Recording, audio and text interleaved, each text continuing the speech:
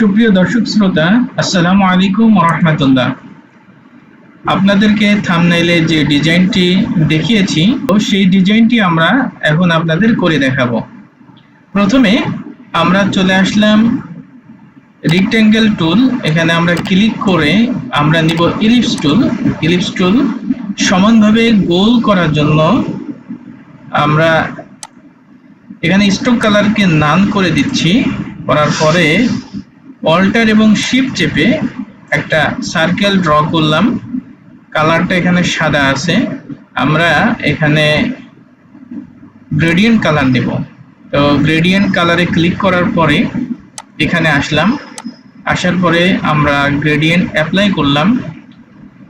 আমরা এই পাশের যে কালারটা এখানে ডাবল ক্লিক করে এখানে কালার প্যালেট ওপেন করলাম।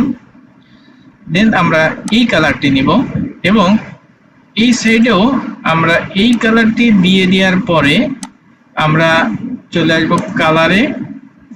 এখান থেকে এই একটা সাইডের কালার একটু বেশি ডিপ করে দিব। দেন আমরা এটাকে এদিক থেকে এদিকে করে নিব। এটাকে রিভার্স করে নিচ্ছি। এখানে এসে জাস্ট নিচের কালারটা উপরে দিলাম আর উপরের কালারটা নিচে দিলাম। এটাকে আর একটু বড় করে এভাবে ড্র করলাম। তো এটাকে আমরা আরো একটি নিব। কপি করার জন্য অল্টার বাটন চেপে যদি নিচের দিকে টান দিই তাহলে এটা কপি হবে। তো এটাকে যদি সমানে নিচে বসাতে চাই তাহলে আমরা যদি শিফট কি প্রেস করি তাহলে এভাবে চলে আসবে। এখানে ছেড়ে দিলাম। তো এখন এই দুটাকে সিলেক্ট করলাম। করার পরে আসবো অবজেক্ট থেকে আসবো ব্লেন্ডে এসে ব্লেন্ড অপশনে যাওয়ার পরে এখানে স্মুথ কালার আছে। এখান থেকে স্পেসিফাইড ডিসটেন্স, নিচের যে অপশনটি আছে স্পেসিফাইড ডিসটেন্স, এটা ক্লিক করব এবং এখানে 1.5 পিক্সেল করে ওকে করলাম। এবার আমরা আসবো অবজেক্ট থেকে ব্লেন্ড থেকে মেক। আমাদের তো এইটা এভাবে তৈরি হলো। এবার এটাকে দিয়েই আমরা বিভিন্ন ডিজাইন করব। এটাকে আমরা একটা এই পাশে রেখে দিলাম। এটা ডিলিট করে দিই। আমরা কন্ট্রোল মাইনাস চেপে এটাকে ছোট করলাম। কন্ট্রোল আর প্রেস করলে রোলার চলে আসলো। এখানে ক্লিক করে নিচের দিকে টান দিলে আমরা রোলার পাবো। এখানে একটি রোলার আনলাম এবং এই জায়গায় আরেকটি রোলার আনলাম, একটু বড় করে নিলাম। চলে যাব পেন টুল থেকে ড্র করছি জেড। তো জেড লেখার জন্য এখানে একটা ক্লিক করলাম, ঠিক এই বরাবর এসে এখানে একটা ক্লিক করলাম। এরপর এখানে এসে ঠিক এই বরাবর যখন আসতেছে তখন এখানে একটা ক্লিক এবং এই বরাবর যখন আসতেছে তখন এখানে আরেকটি ক্লিক করলাম। স্কেপ প্রেস করে এটা থেকে আমরা সরিয়ে নিলাম। এখানে আসলে কোনো কালার নেই, এখানে আমরা ব্ল্যাক কালার দিয়ে দিই একটা। তো এটা জেড ড্র করলাম। এখানে ক্লিক করে এই বরাবর আসলাম, ক্লিক করলাম এবং এখানে একটা ক্লিক করলাম, স্কেপ চাপলাম এবং এইচ ড্র করব। এটা ক্লোজ করে আবার এখান থেকে আরেকটা নিব।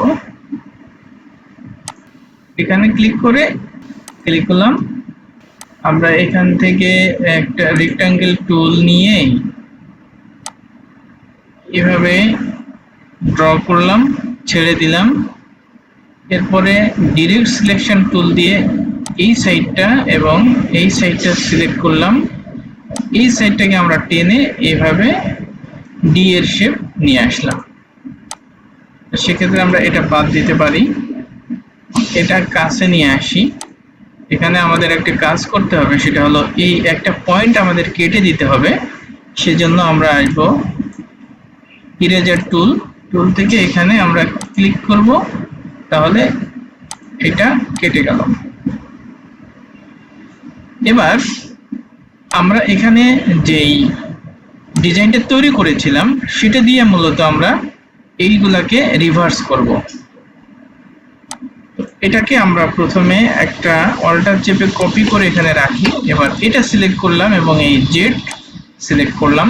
করার পরে অবজেক্ট থেকে, ব্লেন্ড থেকে রিপ্লেস স্পেন এখানে ক্লিক করলাম।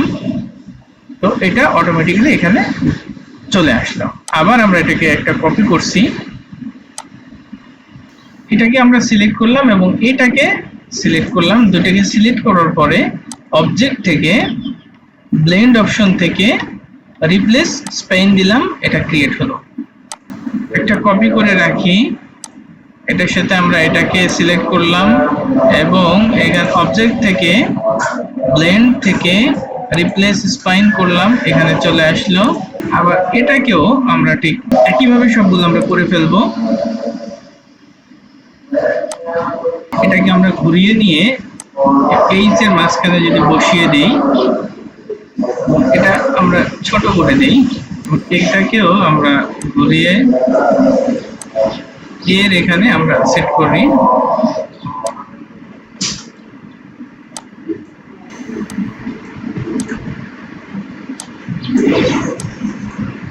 এবার আমরা সবগুলাকে সিলেক্ট করব। করার পরে আসবো ইফেক্ট, ইফেক্ট থেকে ডিস্টোর্স এন্ড ট্রান্সফর্মে আসবো। আসার পরে এখান থেকে এই অপশনে আসলাম। আসার পরে আমরা এটাকে সাইজটা একটু বাড়িয়ে দেই এবং প্রিভিউটা অন করি, ডিটেইলসটা একটু বড় করি।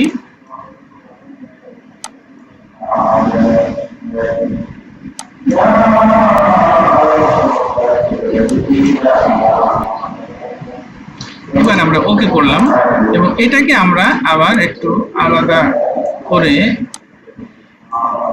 জায়গাটা একটু বড় করে দিলাম।